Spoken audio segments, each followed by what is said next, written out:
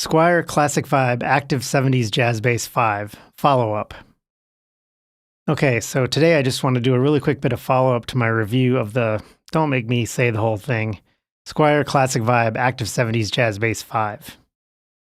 There's three things I want to talk about: the gloss finish on the neck, the string slots on the bridge, and the active-passive switch. First up, the gloss finish. It's not terribly glossy, but I still prefer a satin finish. In the comments on my review, someone suggested rubbing down the back of the neck with some superfine steel wool. I decided to go for that, and I ordered a pack of the stuff on Amazon. Since this seems like the kind of thing that could get pretty sketchy on Amazon, I went with a brand name I recognized, Red Devil. I got the Quadruple Zero, the most superest, finest variety they offer. Still, I was scared to use this stuff. Would I ruin the back of my neck with this? I've had the package sitting unopened by my desk for a couple of weeks. Finally, today I went for it. I don't have a lot of use for steel wool. I've never experienced the different varieties. The only thing I know about it is keep 9-volt batteries away from it. I wasn't sure how much it would irritate my skin, so I put on rubber gloves before I even opened the package. Of course, we only have one pair of rubber gloves in the house, and I think the last time I used them was when I was cleaning out a clogged drain pipe, so I washed them first. I also didn't know how easily the steel wool might damage the finish on the body of the bass, so I put some masking tape on it just to be safe. Of course, I probably shouldn't have worried so much when I noticed that one of the recommended uses for the Quadruple Zero stuff is, seriously, to clean windows without glass cleaner. I ended up rubbing down the neck for several minutes, waiting to see if I could notice it getting less shiny. Eventually, I realized it was not going to get less shiny. This steel wool might be too fine to make any difference at all. Well, it turns out it did make a slight difference to the feel of the neck. My thumb doesn't squeak across it anymore now.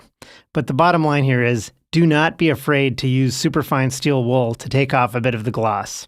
It's pretty much made for that kind of thing, and you'd have to really work to cause any damage with it. Moving on. My second topic is the string slots on the bridge. I usually prefer flats, but as I noted in my review, I actually like the stock rounds that came with this bass, so I kept them on it. But as long as I was mucking around today, I decided to at least try putting on the set of DR Legend flats I had ordered. The stock round B string is a 130 gauge, and the DR flat B is only a 125, so I was hoping that even with the silk, it might fit into the string slot on the bridge.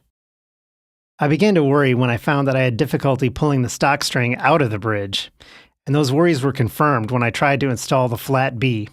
There was absolutely no getting the last inch of the silk-wound ball end of the string through the hole. So I may end up swapping out the bridge on this bass.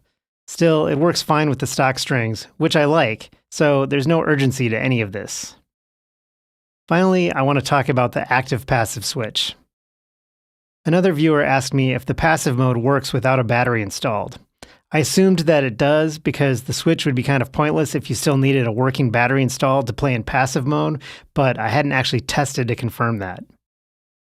Let's find out. First, testing both active and passive modes with the battery still installed, partly so I can remember which way the switch goes.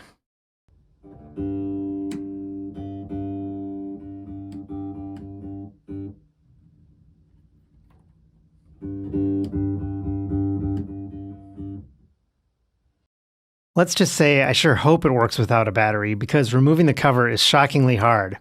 I wonder if I put it back in flipped upside down and the slot for it isn't perfectly symmetrical. Anyway, I finally got the cover off, removed the battery, and confirmed. Yes, passive mode works with no battery in the compartment. And of course, if you switch to active mode, it cuts out completely, as you'd expect.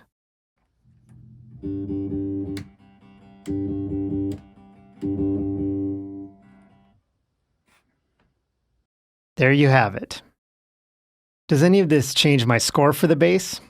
Well, honestly, I do feel like the bridge deserves to have a point knocked off for the string slot issue. But on the other hand, the neck maybe deserves to have a point added, since it turns out to be much easier than I expected to buff away a bit of that polish. If that doesn't deserve a full extra point, I also measured the string height with my new measuring tool and confirmed that the action is really nice and low. This bass came set up almost perfectly from the factory, which you can't always say about Well, I was going to say Indonesian-made instruments, but honestly, it's true about instruments from anywhere. I've had multiple US-made Fenders that were a mess. So I'm going to keep my score where it was, 87 out of 100. I think the overall design, build quality, and feature set make this an absolutely outstanding instrument for the price. That's it for today. As always, if you haven't already, please hit like and subscribe, and check out the description for other ways to support the channel, so I can keep putting this plug at the end instead of at the beginning. Thanks for watching.